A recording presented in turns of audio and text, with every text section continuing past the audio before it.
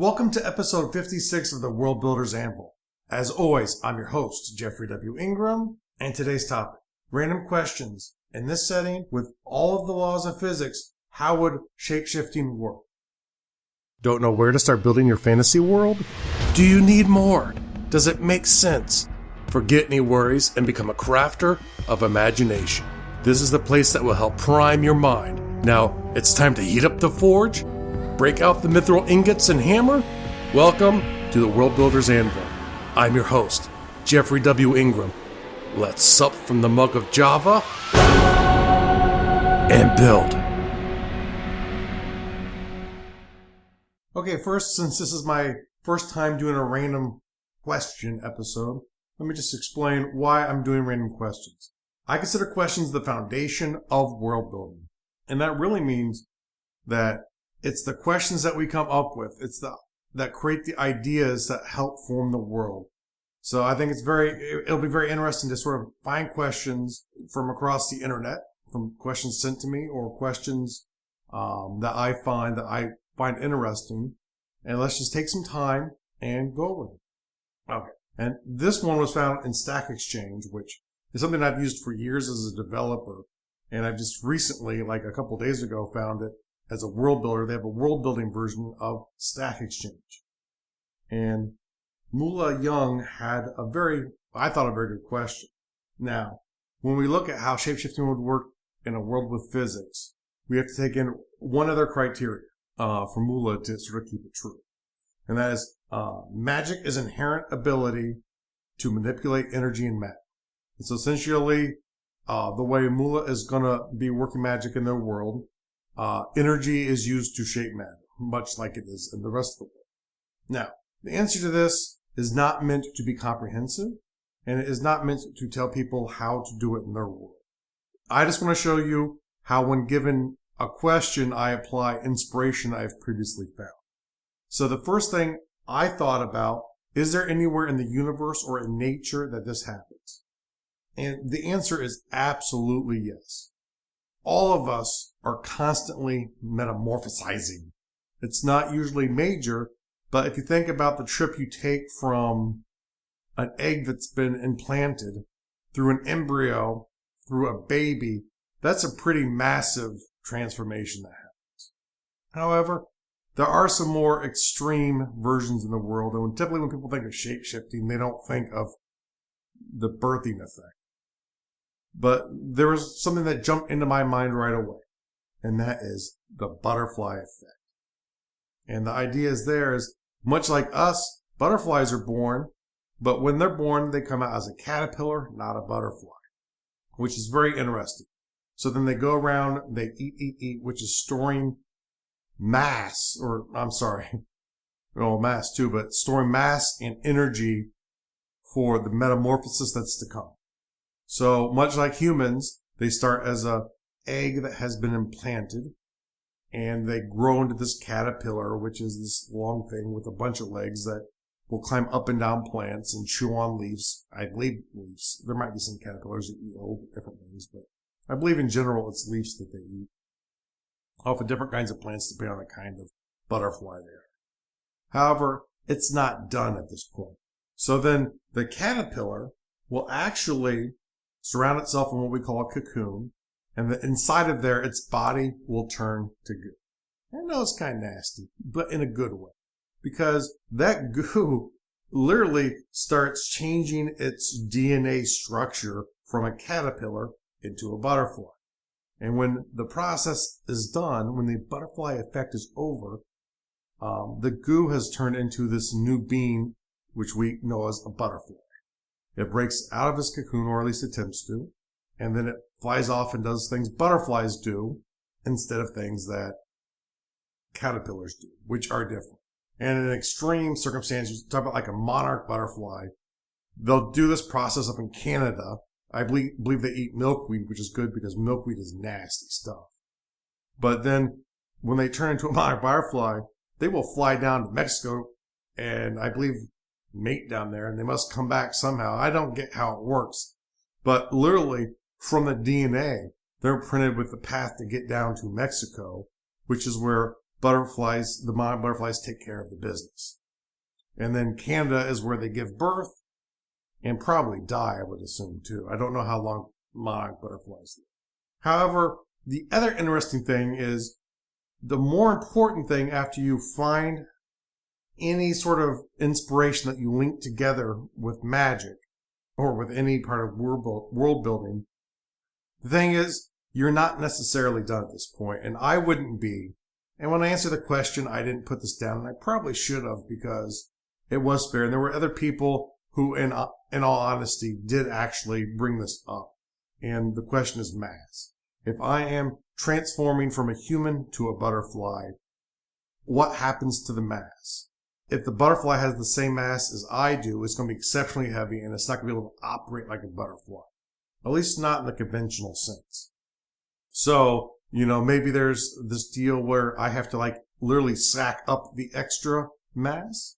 Maybe I push my mass into the magic stream of the world and I can then pull it back out later. I like the idea of putting it in the sack though and having to store it. Besides being a pretty limiting reason to not shapeshift, it makes shapeshifting into larger things more difficult than smaller things. But there's a danger if that is to disappear, that mass. How to get your mass back to turn back to who you were. And there would be ways you could probably work around it, but it would leave open some interesting story twists if the storyteller would like to take that. And the other question is, what happens to the consciousness of the being when it alters into a different being?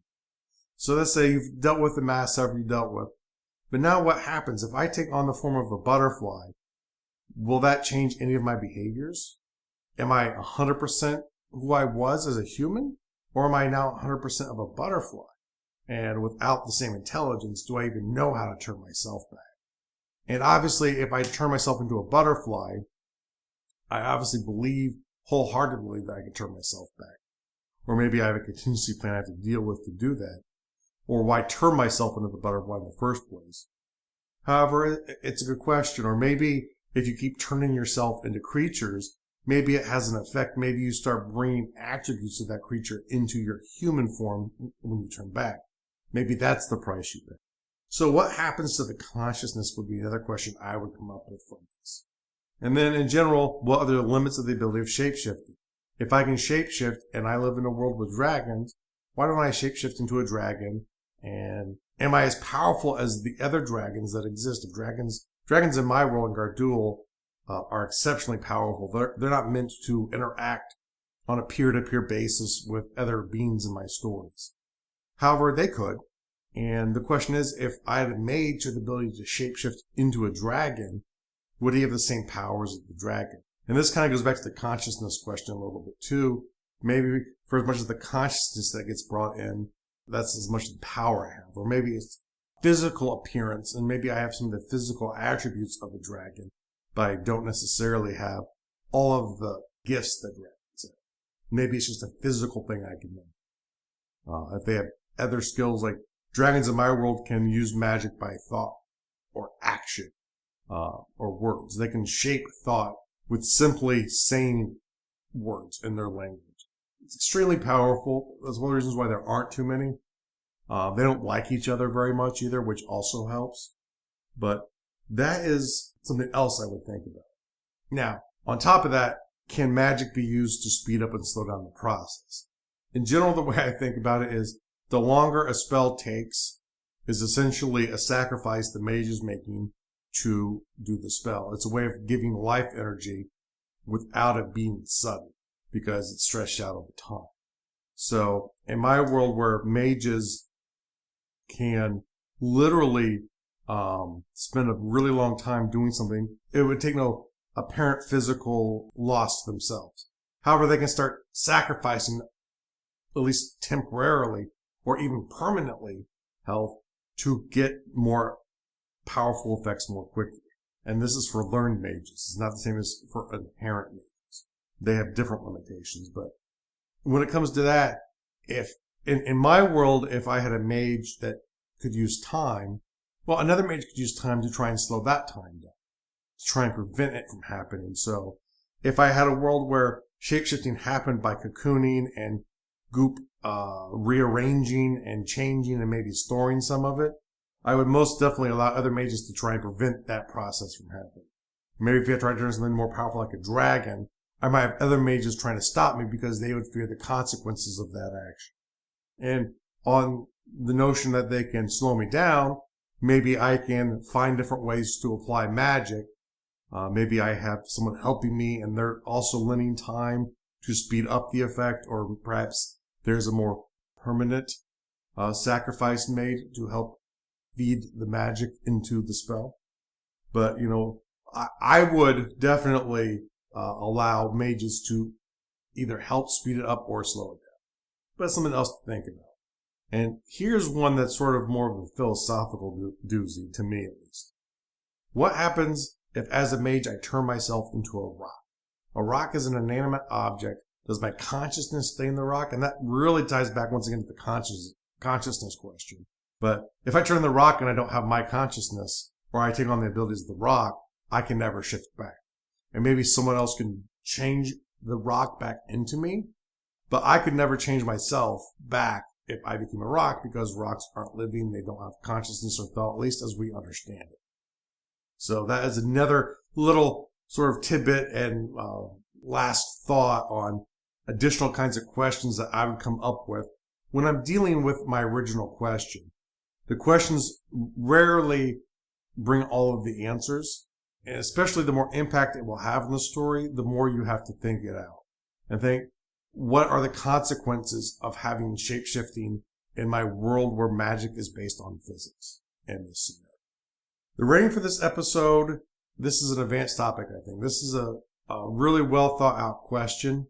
I thought Mula, and I really apologize to some price slaughtering how that name is said, but that's really thinking it through when you get to the part of how do I deal with shapeshifting if I'm acting in the world.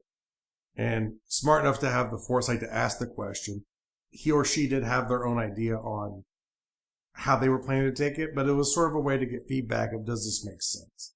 And I think in general, sometimes as fantasy writers, we can go overboard with that, but it doesn't hurt to ask other people, especially other people who world build, or your audience, what they think on a subject, especially before the work is produced. The world building task for the day. Go to the show notes page for episode 56 at gardul.com. That's GARDUL.com. Leave a comment stating how you would deal with this question. What would your conclusion be? And there's a huge hint. It doesn't have to match mine. You could say, I'm full of it. Humans could mimic that behavior even with magic. Or you might have your own scenario. There are lots of different ways you could deal with shapeshifting in a world with physics, especially when a mage can manipulate energy and matter, which are basically the universe. The real world task for the day. Go find a documentary on the universe or nature and watch it. Take notes of interesting, quirky, weird stuff.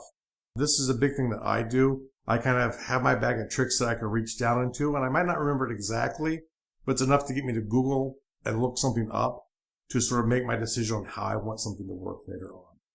But go find a documentary or on the universe or on nature and just go ahead, watch it, be inspired by it. Write out anything that you find vaguely interesting, even if it's only one part. It doesn't have to, you don't have to think a lobster's interesting, but the idea of a crustacean might be. Or the built-in natural weapons might be interesting. The tease for this episode is, do you microclimate? And as always, make sure to go to gardul.com. That's GARDUL.com for the show notes. It'll be under podcasting, World Builders Anvil. That's a great place to get all of the information from the episode that you've just listened to and to see all the resources that we've talked about in this episode. Thanks for joining us this episode of the World Builders Anvil. Please be sure to rate and review us in iTunes, and please help get the word out to your friends about our show. And join me, Jeffrey W. Ingram at gardul.com, to see the progress of my world and learn why I made the choices I did. And please contact me and let me know the topics you would love to hear in the future. Now strike while the myth rolls high.